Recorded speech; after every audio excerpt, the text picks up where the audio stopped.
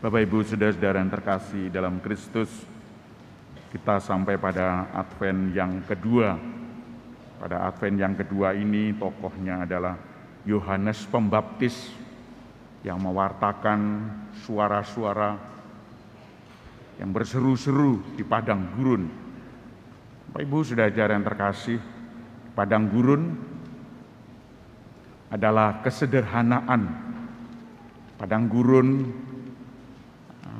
tentu kita tidak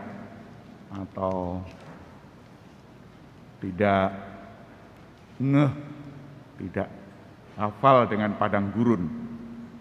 Yang kita lihat di gurun-gurun pasir yang lain, padang gurun selalu sepi, panas. Padang gurun tidak ada orang berjualan, tidak ada toko, hanya melulu gurun. Kadang-kadang ada oase air sedikit, lalu yang lain padang gurun semua. Nah, kalau semacam ini apakah ada orang-orang lalu mewartakan apa? Padang gurun adalah simbol diri kita yang sederhana, yang tidak punya apa-apa, tidak ada apa-apa di sana. Yang ada adalah panas. Kadang-kadang hati kita panas, hati kita sepi, hati kita sendirian. Padahal ada orang banyak, tapi kita merasa sendiri, tidak enak. Lalu apa yang harus kita lakukan dalam kondisi seperti itu? Advent adalah menyongsong Kristus. Menyongsong Kristus sering disertai perasaan-perasaan seperti itu. Bapak Ibu saudara-saudara yang terkasih, kalau padang gurun itu hadir dalam diri kita, kita harus siap untuk menerima, siap untuk mengelola, siap untuk memaknai kesepian. Tidak ada sendirian saja. Kalau kita kesepian, apa yang harus kita lakukan? Tidak seperti orang-orang yang lain yang punya duit, dugem, mejeng, kesepian, lalu ke mall-mall, ke galaksi-galaksi. Untuk apa di sana? Tentu pulang juga sepi. Kesepian harus diolah menjadi sebuah harta. Kesepian justru kita bisa mengintip orang lain. Mungkin bisa mengembara yang lain, mengunjungi saudara-saudara kita, kunjungan ke sana, kunjungan ke sana. Sepi hilang, atau berdoa, sepi hilang. Daripada kesepian lalu dugem, lalu ngopi di sana. Apa yang harus kita lakukan? Kalau hanya kesepian lalu sepi seperti itu, kita akan tetap sepi. Lalu Advent tidak bermakna bagi diri kita. Kesepian kadang-kadang dimaknai sebagai kesendirian di dalam rumah. Apa yang harus kita lakukan di dalam rumah? Ya, membaca atau nonton TV. Dimaknai betul-betul nonton TV itu. Carilah televisi yang sekarang ini mungkin bal-balan, sepak bola. Kalau ada, kalau senang sepak bola. Kalau tidak senang, ya karya-karya. Saudara-saudara yang terkasih, memaknai hal-hal seperti ini harus kita pegang teguh. Karena situasi kita betul-betul dihinggapi rasa sepi ini. Tapi tidak apa-apa, kita ada Tuhan di dalamnya. Sepi, kita bisa meraih Tuhan. Kesepian justru dalam kesendirian, kita bisa berdoa mendalam. Kalau latihan doa seperti itu dalam kesepian, dalam kesendirian, kita mendalam dalam doa itu. Bapak Ibu saudara-saudara yang terkasih, seluruhnya kita haturkan kepada Tuhan dengan pembaptisan. Dikatakan di sini, dibaptis oleh Yohanes Pembaptis. Aku membaptis kamu dengan air, tapi ada orang yang di balik itu. Di balik itu ada orang, dan dia akan membaptis kamu dengan Roh Kudus dan api. Bapak Ibu saudara-saudara yang terkasih, selanjutnya pembaptisan kita seperti itu. Kita mungkin akan terheran-heran kalau, loh ini sudah dibaptis kok tetap saja. Loh itu sudah dibaptis kok gembira, bahagia. Loh ini sudah dibaptis kok panggah saja, berdosa terus, berdosa terus. Saudara-saudara yang terkasih, ini baptisnya sah atau tidak ini? Kadang-kadang orang mempertanyakan soal baptisan ini sah. Baptisan selalu sah, asal dibaptis oleh orang-orang yang tertabis. Pastor,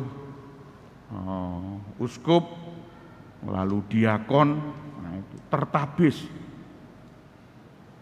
Di asisten imam belum boleh membaptis, frater, suster belum boleh membaptis, karena orang-orang awam. Karena ini dibaptis maka hanya air yang dibaptis. Yesaya mengatakan hanya air, tapi di balik ini. Maka ini harus dimaknai bahwa baptisan itu sah kalau dia baptis dengan oleh tangan tertabis. Di balik itu dia tertabis, dia hanya suruhan, dia hanya membaptis. Setelah itu tidak ada hubungannya dengan diri kami. Setelah dibaptis, orang tetap dibaptis. Yang membaptis itu adalah Tuhan sendiri. Tuhan memakai tangan, memakai kata-kata dari tertabis itu, pastor itu. Maka tidak tergantung dari besar kecilnya dosa pastor. Dosa pastor tidak ada hubungannya dengan sahnya tidak sah atau tidak sah baptisan itu. Itulah dalam ajaran Katolik ada istilah ex opere operato. Ex opere, apa yang dikerjakan itu tidak bermakna dengan yang menjalankannya. Ex opere operato, tidak tergantung dari orang. Meskipun romonya ini ngantuk ketika membaptis, ya tetap sah baptisan itu, karena yang di balik itu ada Tuhan yang membaptis dia, yaitu dengan Roh Kudus dan dengan api.